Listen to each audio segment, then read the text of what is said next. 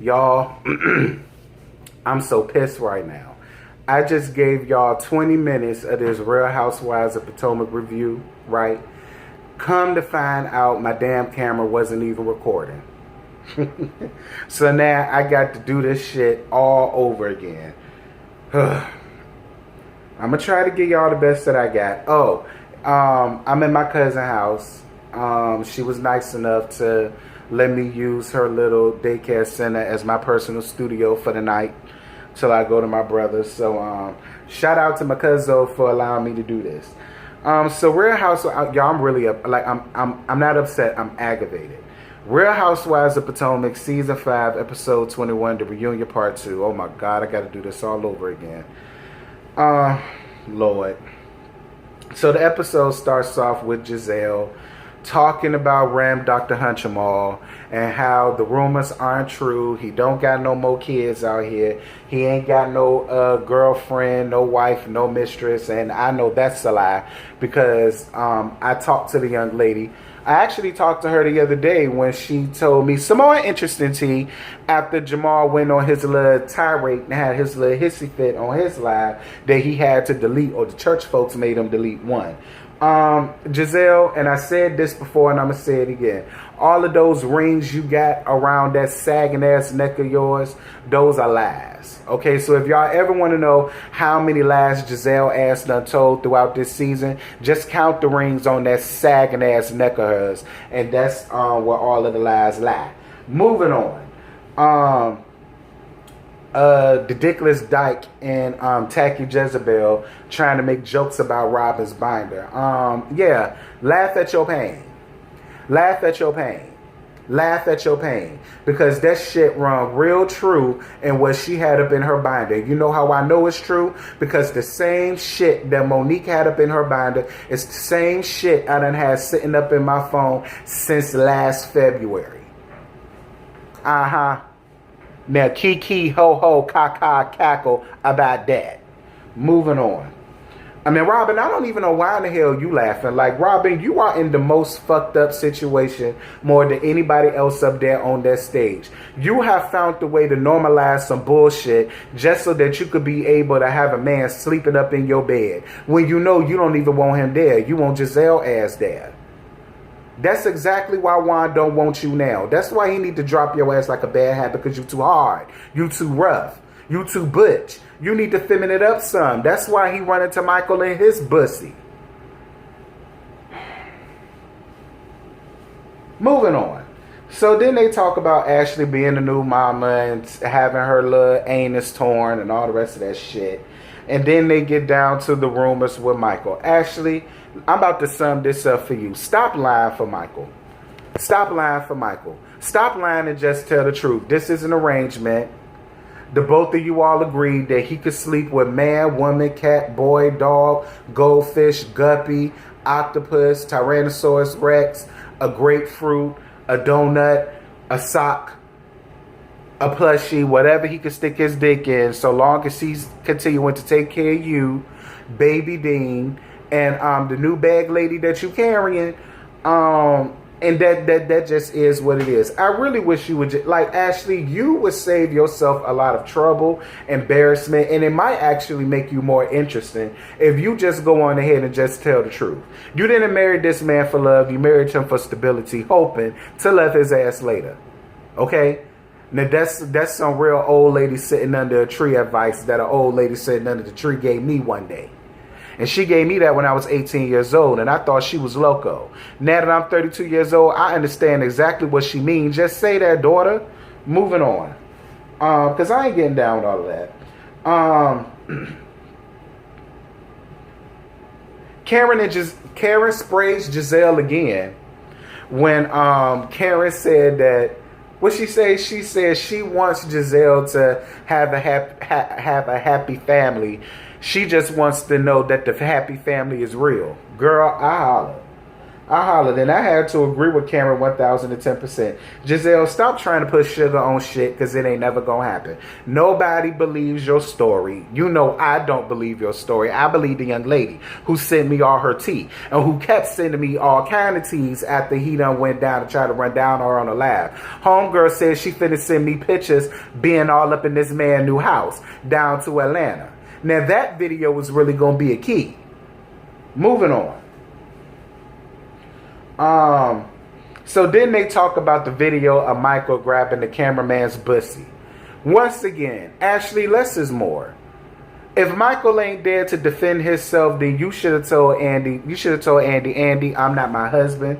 You need to ask my husband that. Any questions dealing with that? That case is done. It's thrown out or whatever. Michael found the way to white woman and shit, and the case was thrown out, or whatever the case may be. Please don't ask me about that no more. Like, that's what I would do.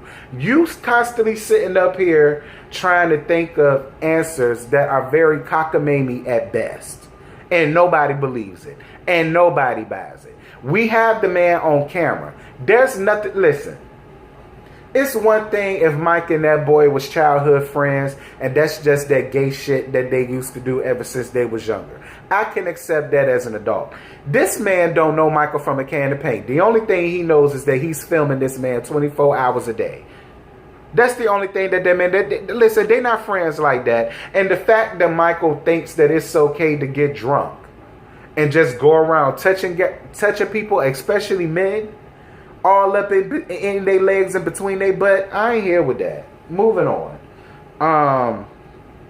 And I think there's some real fuck shit with that too, because I honestly feel like if Michael was black, the thing would have been completely different. Or had the cameraman been a woman, it would have been taken more seriously. Y'all better stop acting like only women can be sexually molested or touched or whatever the case may be, because it can happen to men all the time. Case in point. Moving on. So then they get down to Karen and her relationship with Uncle Ray. Karen's still trying to convince us that her and Ray is having sex, and you know, she does like Ray's dick, contrary to what Great Dane had to say. But I'm sorry, if there's one time I had to agree with Great Dane, Karen, it's on this. Like, Karen, listen, Karen, even that scene seeing you in the bathtub trying to be sexy for Ray, I said, what type of nasty, dirty, perverted granny porn is this? Like, Karen,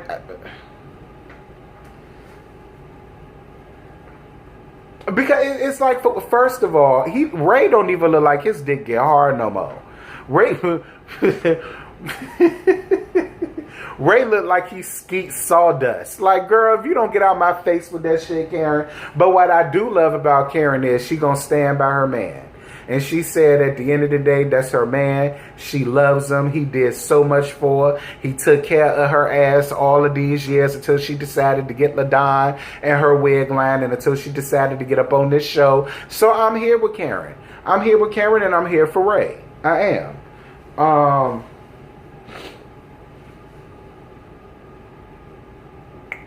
So then they get down to Wendy, and Wendy says that she really doesn't care about Karen and Ray's sex life. Her whole thing is she's married, and she feels like talking about sex as a married woman is childish, it's high schoolish, and it's immature. And I really wish you would feel the same way about throwing up your 4 degrees that you don't even want in everybody else's faces at every given turn. Because that's also childish, cockamamie, immature. You know, real 4th gradish. Ha ha ha ha ha. This is what I got. But girl, what you doing with them? Like, that's what bothers me about Wendy. You want to run around and beat your 4 degrees up against everybody's head. But yeah, you don't even want them. You claim you only did them because your mama made you do it. So how do you want us to hold you in such high regards for some shit that you went to school for all of these years and don't even want? You sound stupid. Moving on. So then they finally talk about Monique. And then they get down to Monique and Chris, and you know how they have small problems in their marriage or whatever the case may be. Then they showed the clip of her being live crying because that flying flea bag flew away. And I think she said he was gone for like a half a day or something like that, and he finally decided to fly back or whatever the case may be.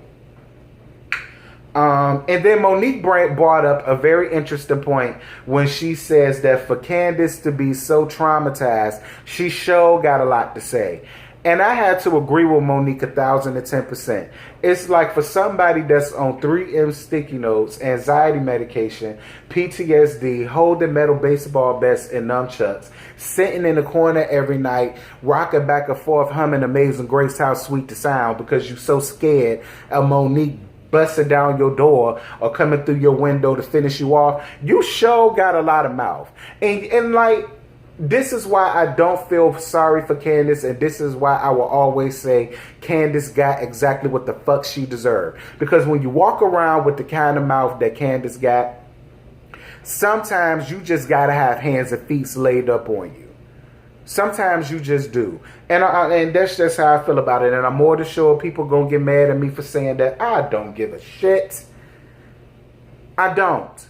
I grew up on both sides of the track. And it don't matter how I grew up. At the end of the day, my whole upbringing is, if you got a lot of mouth, you better be able to be prepared to have the hands. I'm telling you. Moving on. But see, again, I blame Dorothy and her sagging ass titties for Candiace. I do. The way that Candiace was raised, poorly executed. Poorly executed. So then they talked about the whole Gigi rumor. I'm sorry, but I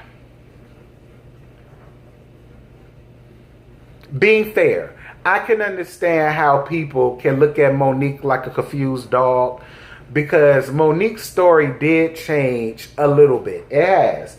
And I have to be honest, because I love me some Monique, and I'm not even on Monique's side, and I'm not on Candiace's side. I understand Monique, but Monique's stories has changed. It do. So I do understand people and their reluctance to be fully on Monique's side. However, that still doesn't negate the fact that Gigi sat up amongst these women and brought up a personal situation that had absolutely nothing to do with none of them bum bitches on the cast, especially Robyn and Gizelle. I already dug in Gigi's ass in my live the other day when I went in to live on her. But I believe Gigi started it. I believe Gigi sent it to people on the cast. I believe Gigi sent it to some of the producers. And I also believe that Charisse and her tight ass Dejanay bang was partly responsible for spreading it.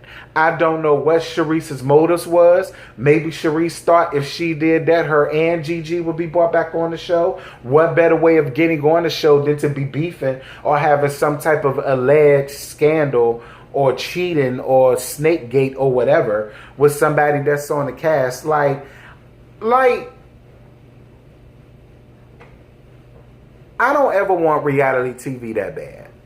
I don't ever want reality TV that bad. And the thing that Andy did that was really pissing me off throughout the ending of this shit was when he kept trying to give Monique a hard time about how cavalier she was coming off with the situation. But I'm sorry. I'm with Monique at this point. Bitch, when I was remorseful, when I was crying, when I was having snotty tissues all over the damn place because I felt bad for dusting her off the way that I did, I couldn't be filmed. I couldn't be filmed. I was with Monique on that. I done already went through them phases. Y'all just didn't see it. Now I'm at a phase where I just don't give a shit no more, and I felt as though she got what she deserved from me. And I was all here for Monique and her attitude.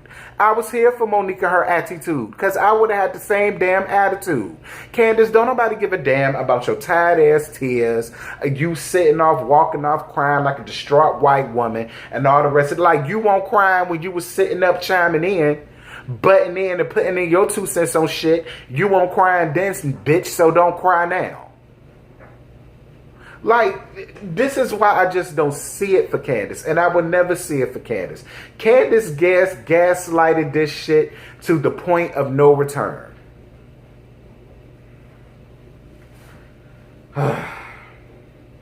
Then they showed the clip of the fight, and you know, they tried to say that Candiace ain't swipe her hand by Monique's face. The camera clearly showed her swiping her hand by Monique's face.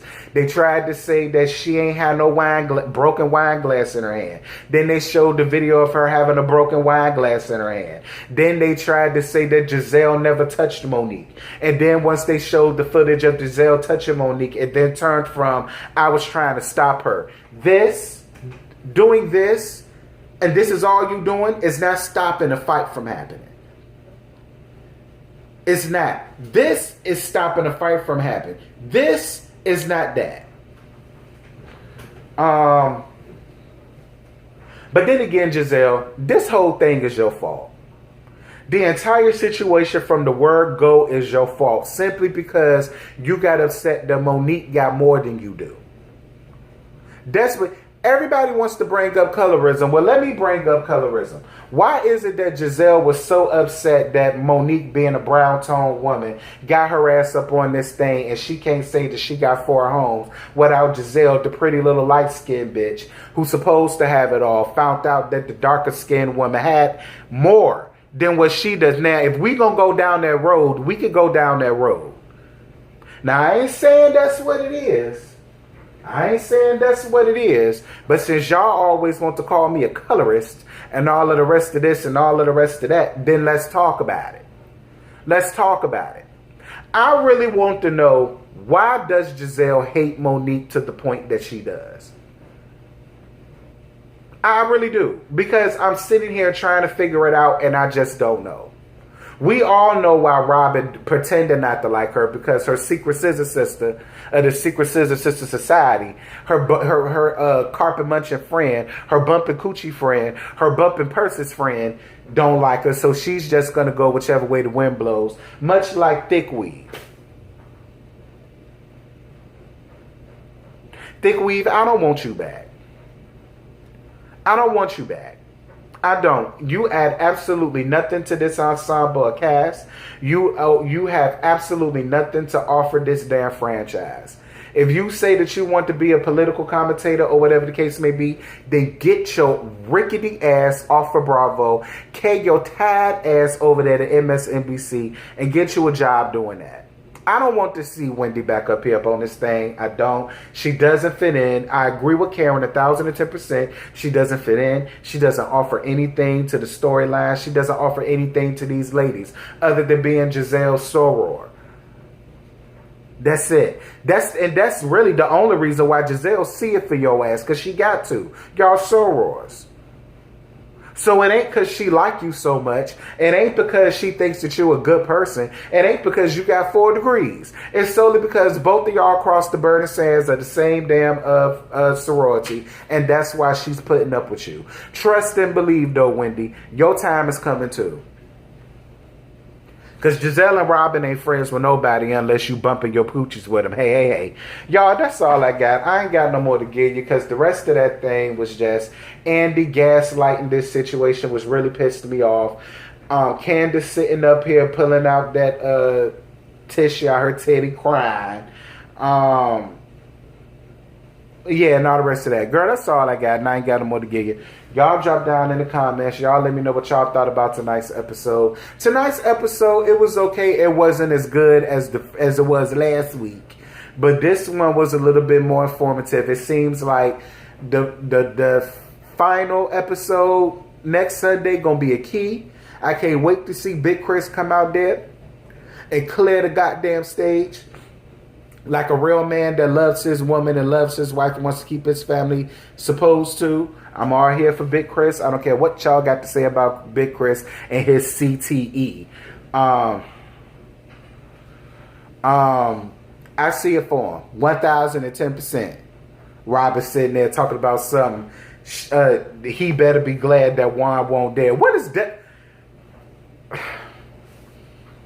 Listen, listen, if Juan ain't there showing us a print, showing us how big it is, or showing us how he make Michael choke up on that Diaga every chance he get, I don't want to hear you bringing up Juan and Chris and what Juan would have done had he been there and Chris said something to him. I don't want to hear that shit, girl.